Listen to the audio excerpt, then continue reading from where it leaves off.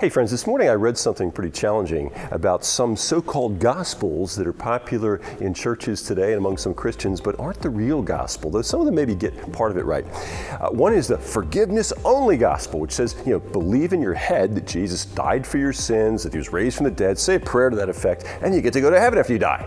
And then a lot of people maybe combine that one with this next one, the prosperity gospel, which is that before you get to heaven, health and wealth are what God mainly really wants for you. And if you have enough faith and you live the right lifestyle formula, God will bless you with increased health and wealth.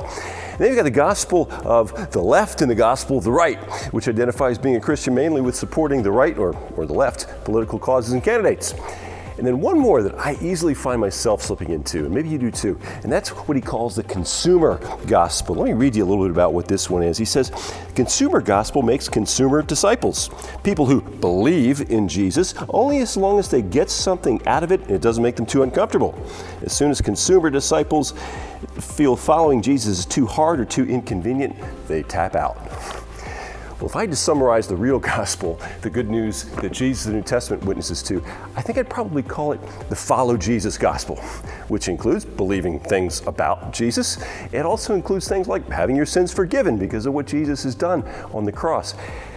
But it also includes things like forgiving people who hurt us and growing not just as consumers, but as givers to God and to others.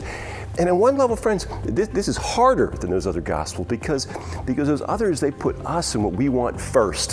Whereas when Jesus says, follow me, well, that means following him and what he wants first. But friends, the more we actually do this and put Jesus first and live in ways that are important to him, but maybe not naturally important to us, like when we forgive somebody or we decide to reach out and care for somebody that other people say, oh, they're a loser, just ignore them.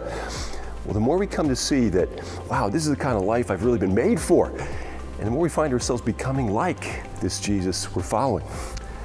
Well, in any event, friends, reading this today for me was kind of a wake-up call, and maybe through me, for you too, to not be settling for any of these lesser, watered-down versions of the gospel, but to embrace the real follow Jesus gospel as the only one that's really worth it. Well, thank you for your time today, friends. God bless.